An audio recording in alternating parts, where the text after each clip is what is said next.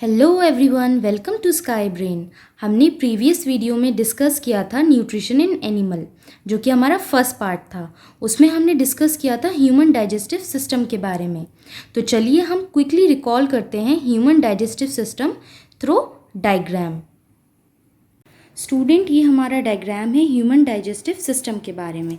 ये है हमारा माउथ, जो कि जिसे कहते हैं हम बक्कल कैविटी। और बक्कल कैविटी में हमारे क्या प्रेजेंट होता है? हमारे टीथ प्रेजेंट होते हैं, टंग होती है और सलाइवरी ग्लैंड प्रेजेंट होते हैं। तो जब हमारा फूड एंटर होगा हमारे माउथ में, तो टीथ का क्या फंक्शन होता है? टीथ जो है हमारे फूड को च्यू करता है। और ये जो सलाइवरी ग्लैंड्स हैं, ये सलाइवा सीक्रेट करते हैं। और सलाइवा का क्या फंक्शन होता है? जो हमारे फूड में कार्बोहाइड्रेट है उसको शुगर में कन्वर्ट कर देते हैं। देन हमारा फूड जो है आता है ईसोफेगस में, दैट इज़ फूड पाइप। तो जो हमारा फूड डाउनवर्ड डायरेक्शन में जो मूव करता है वो किसकी वजह से करता है? वो करता है पेरिस्टालसिस मूवमेंट की वजह से। तो हमारा फूड आता है नीचे की तरफ। देन ईसोफेगस से फिर हमारा फूड कहाँ जाएगा? हमारा फूड जाएगा स्टमक में। स्टमक में हमारे इनर लाइनिंग होती है जो कि प्रोड्यूस करती है म्यूकस, HCl और डाइजेस्टिव जूसेस। तो HCl का काम क्या होता है? HCl का काम होता है फूड का डाइजेशन करना। और डाइजेस्टिव जूसेस का काम क्या होता है? जो फूड के अंदर प्रोटीन प्रेजेंट होता है उसको ब्रेक डाउन कर देते हैं। और म्यूकस का काम होता है इसकी जो इनर लाइनिंग है इसको प्रोटेक्ट करना। Then just in front of the stomach हमारा लिवर प्रेजेंट है। लिवर हमारा लार्जेस्ट ग्लैंड होता है एलिमेंट्री कैनाल का। ये रेडिश कलर होता है और ये बाइल सीक्रेट करता है। और बाइल का क्या फंक्शन होता है? बाइल जो है हमारा फैट का डाइजेशन में हेल्प करता है। और यही बाइल हमारा स्टोर होता है गॉल ब्लैडर में। तो यह जो बाइल जो सीक्रेट करता है लिवर, वो हमारा गॉल ब्लैडर में स्टोर हो जाता है।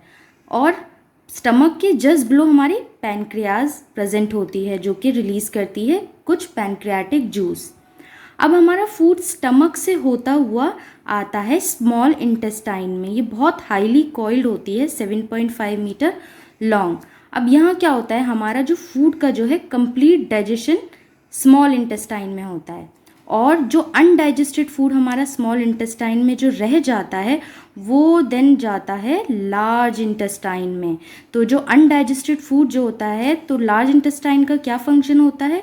जो अनडाइजेस्टेड फूड होता है उस अनडाइजेस्टेड फूड में से वाटर एंड मिनरल्स को एब्जॉर्ब कर लेती है लार्ज इंटेस्टाइन। और जो अनडाइजेस्टेड फूड होता है देन वो चला जाता है रेक्टम में। तो रेक्टम में हमारा जो अनडाइजेस्टेड फूड जो होता है वो हो जाता है स्टोर्ड, जब तक कि वो एलिमिनेट नहीं हो जाता एनस के थ्रू। और एनस से वो जो वेस्ट होता है, वो फीकल मैटर होता है, वो एनस के थ्रू हमारा एलिमिनेट हो जाता है एनस के थ्रू। तो स्टूडेंट, ये था एक quick recall human digestive system के बारे में। तो चलिए स्टूडेंट, अब हम बात करते हैं डाइजेशन इन ग्रास ईटिंग एनिमल्स के बारे में।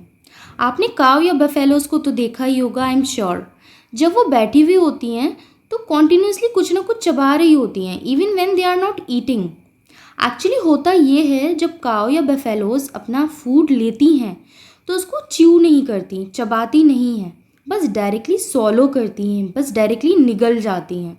और वो फूड उनके स्टमक के एक पार्ट में स्टोर हो जाता है जिसको कहते हैं र्यूमन। ऐसा इसलिए होता है क्योंकि जो ग्रास होती है वो सेलुलोज रिच होती है। और बहुत सारे ऐसे एनिमल्स होते हैं और इवन ह्यूमंस भी इसको डाइजेस्ट नहीं कर पाते हैं। अब ये ग्रास में जो सेलुलोज प्रेजेंट होता है वो डाइजेस्ट होगा र्यूमन में कुछ बैक्टीरियाज की हेल्प की वजह से। और ये जो सेलुलोज डाइजेस्टिंग बैक्टीरियाज हैं ये हर एनिमल में प्रेजेंट नहीं होते हैं, नॉट इवन इन ह्यूमंस। तभी तो ह्यूमंस और कुछ एनिमल्स सेलुलोज को डाइजेस्ट नहीं कर पाते। अब ये हो गया हमारा सेलुलोज का डाइजेशन।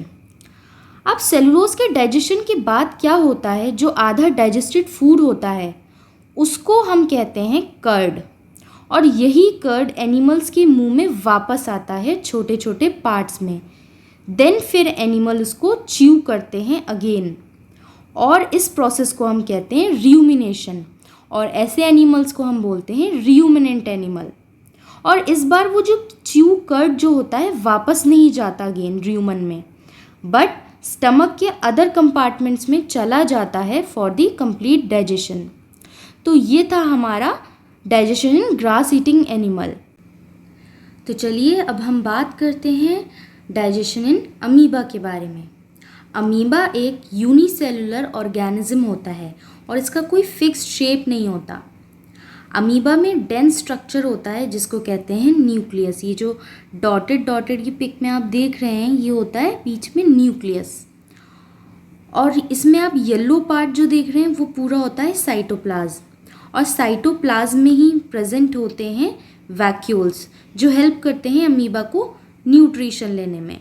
और ये जो आप देख रहे हैं पिक्चर में ये कुछ फॉल्स फीट होते हैं अमीबा के, इसे कहते हैं सूडोपोडिया।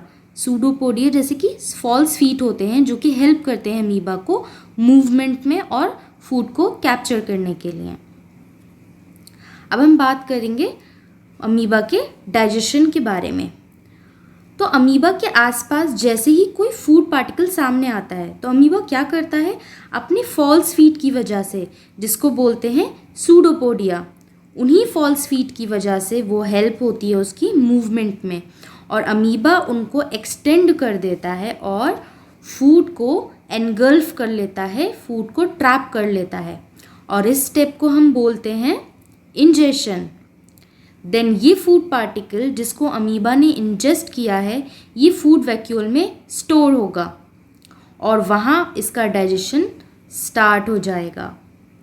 अमीबा के वैक्यूल्स में कुछ डाइजेस्टिव जूस भी सीक्रेट होंगे और वो फूड को ब्रेक कर देंगे सिंपलर सब्सटेंसेस में, और धीरे धीरे डाइजेस्टेड फूड एब्जॉर्ब हो जाएगा, और फिर उसके बाद जो एब्जॉर्ब फूड होगा वो जो है हमारा जो है अमीबा की ग्रोथ और मेंटेनेंस में हेल्प करेगा, और हेल्प करेगा उसकी मल्टीप्लिकेशन में, एक अमीबा से दूसरे अमीबा को प्रोड्यूस करने में।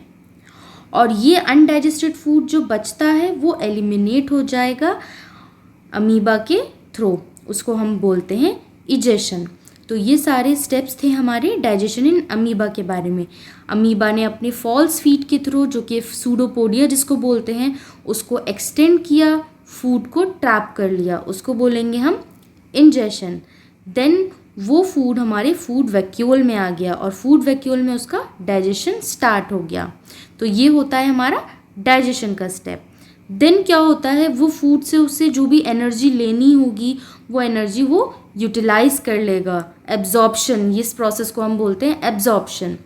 और जब वो फूड जो है हमारा एब्जॉर्ब्ड हो गया अमीबा में तो उस फूड की वजह से हेल्प होगी अमीबा को किस चीज़ में, मेंटेनेंस में और ग्रोथ में और मल्टीप्लिकेशन में, और उसके बाद वो जो अनडाइजेस्टेड फूड जो रह जाता है वो फिर एलिमिनेट हो जाता है, और ये लास्ट स्टेप होता है, इसको हम बोलते हैं इजेशन।